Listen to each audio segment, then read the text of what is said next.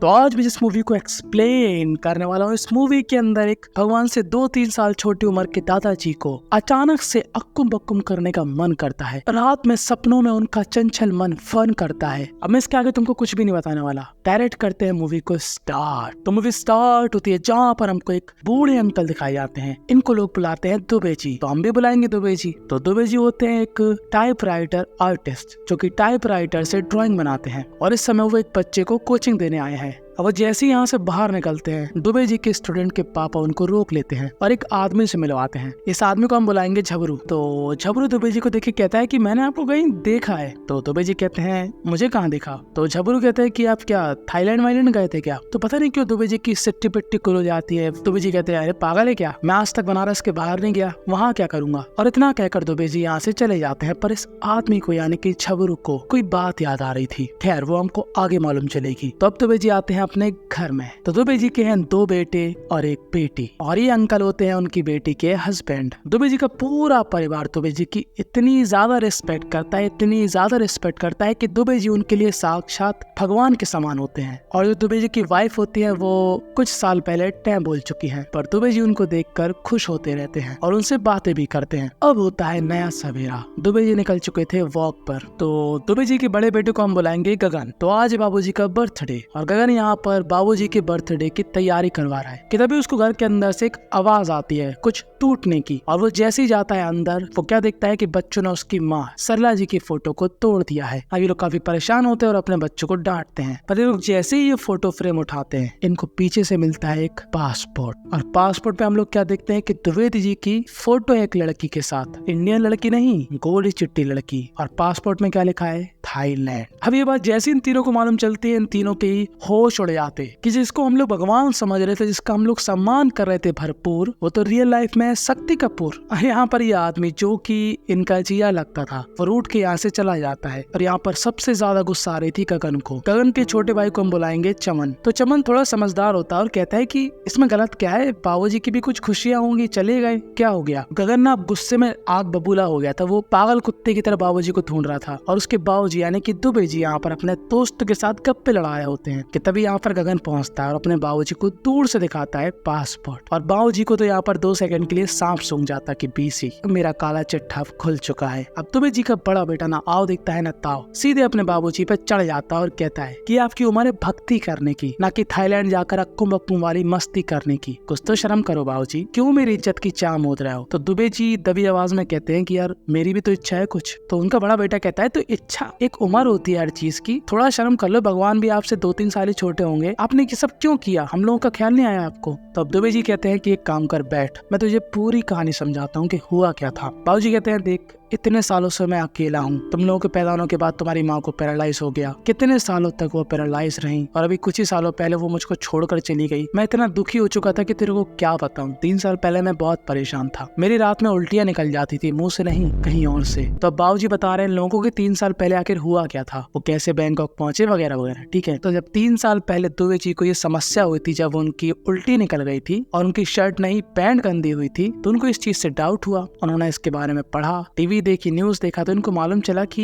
इस चीज का मतलब है कि बस थोड़ा समय बचा है, इसके बाद आपका प्रोटीन बनना बंद हो जाएगा और टावर भी नहीं आने वाले। अब इतने में इनके पड़ोसी आ जाती है, तो उसको लगता है कि दुबे जी की उम्र तो 70 साल है, अब दुबे जी ये सब नाटक क्यों देख रहे हैं। खैर वो यहाँ से चली जाती है, पर दुबे जी के मन में बहुत सारे सवाल आ चुके थे। उनको लग रहा था कुछ ही साल है और उसके बाद लगता है मेरे अंदर वो मर्दानगी वाली चीजें चली जाएंगी। दुबे जी अपने दोस्त से बात करते हैं, पर उनका दोस्त उनको कहता है अबे कैसी बातें कर रहा है, भक्ति कर, भगवान के रास्ते पे चला जा, ये सब छोड़ दे, तू 70 साल का हो गया, कुछ तो शर्म कर ले। अब दुबे जी उसको कैसे समझाए कि वो चीज कंट्रोल हो ही नहीं रही है, मन कर रहा है तो कर रहा है। अब दुबे जी अकेले पड़ चुके थे, क्योंकि इंसान अपने दोस्त को ही ऐसी बातें बताता है, पर दोस्त ही उस बात को गलत मान ले तो फिर इंसान किसके पास जाएगा। तो अब जो दुबे जी थे वो काफी परेशान रहने लगे थे, क्योंकि उनको हर जगह उनकी बीवी दिख रही थी सरला, जिसके साथ वो अक्कुम बक्कुम वाला सीन बना रहे थे, तब का सीन इमेजिन कर रहे होते हैं। अब दुबे जी को ऐसा लगता है कि यार वो 70 साल के हो चुके हैं और इस उम्र में ऐसी वैसी चीजें सोच रहे हैं, कितने नीच इंसान है वो, ऐसा उनको सबको लग रहा था अपने मन के अंदर। तो वो सोच रहे थे कि ऐसे जीने से अच्छा है कि मैं निपट ही जाऊं। तो दुबे जी पहुंच जाते हैं छलांग लगाने पुल से कि तभी यहाँ पर उनको एक व्यक्ति रोकता है। इसका नाम होता है संतुलन। संतुलन यहाँ पर कहता है, अरे बाबूजी काहे के लिए मरने जा रहे हो, जो भी समस्या हो हमको बताओ ना, हम है ना सुनने के लिए। तो दुबे जी कहते हैं कि मेरी उल्टी निकल जाती है बेटा। तो संतुलन कहता है तो क्या हो गया, अब आपकी उम्र ही ऐसी है, उल्टियां तो निकलेंगी। तो दुबे जी कहते हैं कि बेटा मुंह से नहीं निकलती है, वो उल्टी जब निकलती है ना तो मेरी टी शर्ट नहीं पैंट गंदी हो जाती है। तो संतुलन भाई साहब समझ जाते हैं कि क्या समस्या है। तो संतुलन भाई साहब दुबे जी को अगले दिन एक हकीम के पास ले जाते हैं, क्योंकि इन हकीम भाई साहब का ऐसा रिकॉर्ड है कि इनकी उम्र 80 साल के लगभग हो चुकी है, पर भाई साहब के टावर में इतने भयंकर नेटवर्क आते हैं कि आज भी उनकी वजह से जनसंख्या वृद्धि हो जा रही है। तो हकीम जी यहाँ पर दुबे जी को कहते हैं कि देख, अगर तलवार में चाहिए धार, अगर तू भी चाहता है कि तेरा शेर भी मैदान में जोर जोर से दहाड़े, तो मेरे प्यारे मेरी तरह तू हर रोज प्याज खा ले। वो कहते हैं कि ज्यादा प्याज खाने की वजह से शरीर में ऐसी गर्मी आती है कि दीवार में भी तू छेद कर देगा। तब दुबे भाई साहब इतनी प्याज खाते हैं कि उनके पसीने से भी प्याज की बदबू आती है। और वो जो भी बातें संतुलित को शेयर कर रहे थे, वो उन सारी बातों को अपने दोस्तों के बीच में मजाक उड़ाया करता था। ऐसा नहीं कि संतुलन उनकी मदद नहीं करता था, वो उनकी फुल मदद करता था, पर अपने दोस्तों के साथ उनके मजे भी लेता था बिना उनको पता लगे। और आज रात सोने के बाद जब अगले दिन दुबे जी उठते हैं, वो यहाँ पर जोर जोर से चिल्लाते हैं कि नेटवर्क आ गए। और दुबे जी के घर वाले कहते हैं, अरे बाबूजी क्या हो गया। तो दुबे जी कहते हैं कि अरे कुछ नहीं, वो मेरे पैर में झुंझुनी चढ़ी थी ना, वो सही हो गई है। पर हम सभी को मालूम कि झुंझुनी कहाँ पर चढ़ी है, और उसी झुंझुनी की खबर देते हैं संतुलित को। तो संतुलित यहाँ पर बहुत खुश होता है। तो संतुलित दुबे जी को अपने पास बुलाता है मिलने के लिए। यहाँ पर उसके दोस्त भी होते हैं। तो ये सभी लोग दुबे जी को सलाह क्या देते हैं कि देखिए अब टावर आ चुके हैं, तो अगर आप कोई मोबाइल का इस्तेमाल नहीं करोगे तो उस टावर का क्या ही मतलब रहेगा। महिला की व्यवस्था हम कर देंगे, आपको बस जाना है, मैदान में अपना कारनामा दिखाना है, और जो आपकी इच्छा है उनको पूरी करके आ जाना है। तो दुबे जी को ना काफी अनकंफर्टेबल लगता है कि यार इस उम्र में ये सब करना सही रहेगा कि नहीं। तो संतुलित कहता है कि भाड़ में गई उम्र, आपका जो मन है वो आप करिए, मैं हूं ना आपके साथ। अब दुबे जी रात में सो जाते हैं और वो सपना क्या देखते हैं कि जब वो अक्कुम बक्कुम करने के लिए गए उस महिला के साथ, तो वो यहाँ पर पकड़े गए। तभी ये सपना उनको इतना डरा देता है कि दुबे जी डिसाइड करते हैं कि ना, उनसे ना हो पाएगा। तो संतुलित कहता है कोई बात नहीं, यहाँ नहीं तो कहीं और देखते हैं। अरे इसका नाम संतुलन है, सॉरी मैं इसको संतुलित बोलना, हम इसको सत्तू बुलाएंगे, ठीक है। तो सत्तू कटिंग का काम किया करता था कि तभी उसके पास एक उसका ग्राहक आता है जिसको हम बुलाएंगे राज। तो राज यहाँ पर सत्तू से कहता है कि कमर बहुत अकड़ रही है, गले में भी अकड़न आ रही है, अभी थाईलैंड गया था बैंकॉक, वहाँ पर क्या मसाज मिली, मजा आ गया, मस्त मेरा उन लोगों ने सैंडविच बनाया। तो अब जैसे ही सत्तू ये बात सुनता है उसके दिमाग में बसती है घंटी, और वो दुबे जी को सलाह क्या देता है कि आप भी जाइए थाईलैंड और वहाँ खुलकर धूम मचाइए, क्योंकि वहाँ पर आपको कोई भी नहीं जानता और वो जगह ही ऐसी है जहाँ पर सब लोग यही सब करने जाते हैं। और सत्तू ने राज से उस जगह का कार्ड भी लिया था जहाँ पर राज गया हुआ था थाईलैंड में, वही कार्ड वो दुबे जी को दिखाता है। अब दुबे जी जैसे इस कार्ड वाली महिला की फोटो देखते हैं, दुबे जी के अंदर से झुरझुरी छूट जाती है, समझ रहे हो, मतलब अंदर एकदम करंट सा दौड़ जाता है कि वाह क्या महिला है। और दुबे जी अपने दरवाजे वगैरह बंद करके अपने पोते के कंप्यूटर में देख रहे होते हैं थाईलैंड की वीडियोस। अब हम सभी को मालूम कि थाईलैंड की वीडियो सर्च करने पर क्या आएगा, अक्कुम बक्कुम का full on programme. Dubey ji को ये बात समझ पे आ गई थी कि जो थाईलैंड है वही वो जगह है जहाँ पर उनको सुकून मिलेगा। संतुलन यहाँ पर अपनी भी जुगाड़ लगाने की कोशिश करता है कि उसको भी ले जाए, पर दुबे जी कहते हैं यार तुम तो शादीशुदा हो, है ना, तो तुमको ये सब नहीं करना चाहिए। जी हाँ सत्तू हमारा शादीशुदा होता है, पर उसकी अपने बीवी और बच्ची के साथ नहीं बनती, तो वो उनसे कम ही बात करता है। खैर ये सुनकर सत्तू को थोड़ा बुरा लगता है कि दुबे जी बात तो सही कह रहे हैं। सत्तू यहाँ पर सब व्यवस्था कर देता है, पासपोर्ट की, टिकट की, सब कुछ। पैसे वो दुबे जी से लेता है, पर यार व्यवस्था नाम की भी कोई चीज होती है, इतना आसान थोड़ी ना है। पर सत्तू हमारा सब कुछ मैनेज करके देता है और अपने दोस्तों के साथ फर्जी सत्संग वाला बनकर पहुंच जाता है और दुबे जी के बड़े बेटे को कन्विंस कर देता है। और उनका बड़ा बेटा भी खुश होता है कि ये तो अच्छी बात है कि बाबूजी कहीं जाएंगे खुश रहेंगे। पर उनके बड़े बेटे को क्या ही मालूम कि बाबूजी जहाँ पर जाएंगे वहाँ पर हर कोई खुश रहता है। खैर इतनी मशक्कत के बाद अब वो घड़ी आ चुकी थी जब दुबे जी जाएंगे थाईलैंड बैंकॉक,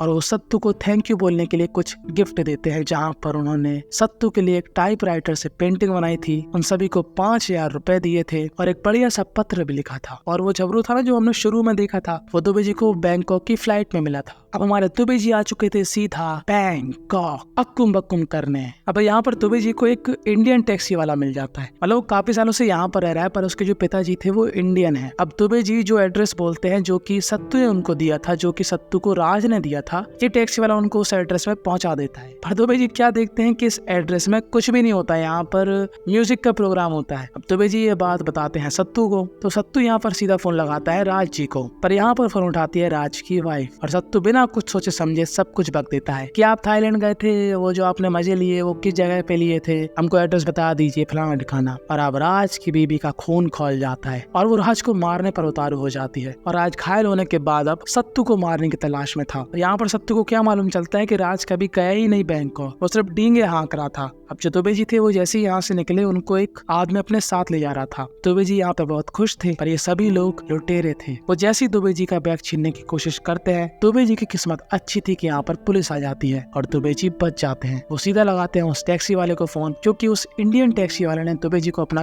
कार्ड दे दिया था। इंडियन टैक्सी वाला उनको एक होटल में ले जाता है और उनसे कहता है कि अगर आपको अक्कुम बक्कुम ही करना था तो मुझसे बोल देते, मैं आपको बेस्ट से बेस्ट जगह ले जाता, क्योंकि सब लोग यहाँ पर यही करने आते हैं, उसमें शर्माने वाली बात क्या है। तो अब ये टैक्सी ड्राइवर दुबे जी को ले जाता है बैंकॉक की ऐसी ऐसी गलियों में जहाँ पर अक्कुम बक्कुम करने की चुल मची थी, यहाँ की हर एक गलियों में। पर दुबे जी को पसंद क्या आता है, साधन आदमी वाला और हरकतें महिला वाली, वैसा टाइप का बंदा या बंदी कह लो। तो टैक्सी वाला उनको सावधान करता है और एक खूबसूरत सी कन्या के साथ उनका टाका भिड़वा देता है और कहता है जाओ एक रात के लिए खूब धूम मचाओ। पर दुबे जी तो भाई साहब दुबे जी ठहरे, उनको अपनी बीवी की याद आ जाती है कि उनको ये करना चाहिए कि नहीं करना चाहिए, और इस महिला की क्या ही मजबूरी होगी कि वो ये सब काम करने के लिए मान गई। और वो अगले दिन फोन लगाते हैं सत्तू को और यही बात बताते हैं। तो सत्तू कहता है कि यार दादा तुम चटक मटक गए क्या, तुम्हें करना भी है नहीं भी करना है, पता नहीं तुम्हारे मन में 100 चीजें चल रही है। तो यहाँ पर बीच पर दुबे जी को एक लड़की कैप्चर कर रही होती है। इस लड़की का नाम होता है रीटा, जो कि थी रशिया से। ओ ये माफा जी। तो रीटा उनको बताती है कि वो एक ट्रैवल ब्लॉगर है और उसको अच्छा लगता है नई नई जगह का एक्सपीरियंस लेना, और वो रूम शेयरिंग में रहती है। तो दुबे जी कहते हैं कि तू मेरे साथ रह ले, और रीटा को काफी अच्छा लगता है कि दुबे ने उसको पूछा कि वो उनके साथ रहे। अब रीटा यहाँ पर सो जाती है। तो जैसे ही दुबे जी अगले दिन उठते हैं वो रीटा को फोन लगाते हैं और उससे मिलने पहुंच जाते हैं। दरअसल रीटा निकल चुकी थी यहाँ से, पर बाबूजी एंड टाइम पे रीटा को रोक लेते हैं और कहते हैं कि मैं भी तुम्हारे साथ ये दुनिया घूमना चाहता हूँ, मुझे भी एक्सपीरियंस चाहिए लाइफ का। तो अब दुबे जी रीटा के साथ इतना घूमते हैं कि इस मूवी के अंदर उनके पेटों की नहीं मेरी भी जल के ज्वालामुखी हो चुकी थी कि वाह दुनिया कितनी खूबसूरत है और मैं कहाँ पर एक कमरे में बैठकर बोल रहा हूँ। आज मैं जिस मूवी को एक्सप्लेन करने वाला हूँ छंड है मेरी लाइफ। खैर अभी मैं अपने इमोशन को कंट्रोल करूंगा और इस मूवी पर ही ध्यान दूंगा। तो दुबे जी रीटा को बताते हैं कि उनकी वाइफ जो खत्म हो चुकी थी, क्या क्या प्रॉब्लम थी उनकी लाइफ में, उन्होंने आज तक कभी भी अपनी बीवी के साथ चीटिंग नहीं करी, वो काफी लॉयल थे, वो यहाँ पर क्यों आए थे। रीटा को ये बात नहीं मालूम थी कि जो दुबे जी है वो यहाँ पर क्यों आए थे, पर अब जब रीटा को मालूम चल चुका है तो रीटा यहाँ पर काफी खुश होती है कि जो दुबे है वो काफी ज्यादा जेन्युइन बंदा है, वो एकदम सच बोलता है। कुछ दिन रीटा के साथ बिताने के बाद फाइनली एक मोमेंट ऐसा आता है जब दुबे जी को नहीं रीटा को चुल मस्ती है कुम करने की, वो भी किसके साथ, दुबे जी के साथ। मतलब घोड़ों को नहीं मिल रही घास और दुबे जी को चाटने को मिल रहा है रशियन चमनप्राश। दिल से दुख होता है। खैर दुबे जी की किस्मत है, दुबे जी का यहाँ पर रीटा के साथ बढ़िया बेहतरीन वाला अक्कुम बक्कुम वाला प्रोग्राम हो जाता है और यहीं पर दुबे जी की बैंकॉक की ट्रिप की कहानी खत्म हो जाती है। अब पूरी कहानी जानने के बाद दुबे जी के बड़े बेटे को इतना बड़ा झटका लगता है कि हे भगवान क्या ही बताएं। वो अपने पिताजी का इतना सम्मान करता था, उनको भगवान की तरह पूछता था, पर उसके पिताजी ने क्या से क्या कर दिया। उसके मन में जो इज्जत थी उसके पिताजी की वो जा चुकी थी आसमान से सीधा पाताल में। पर यहाँ पर दुबे जी कहते हैं कि देख बेटा मेरी भी कुछ जरूरतें हैं, मैंने तुझको नहीं बताया क्योंकि मैं तुझसे डरता था, अगर तेरे को बताऊंगा तो तू क्या सोचेगा मेरे बारे में। पर उनका बेटा बहुत गुस्से में था। खैर आज दुबे जी का बर्थडे था और यहाँ पर सभी लोग आते हैं सेलिब्रेट करने के लिए, सत्तू भी आता है। और जो दुबे जी का बड़ा बेटा है वो भी ये समझ चुका है कि हम जब किसी को भगवान का दर्जा दे देते हैं तो भूल जाते हैं कि वो इंसान है, और वो भी अपने पिता को माफ कर देता है। और बस यहीं पर ये बेहतरीन सी मूवी थी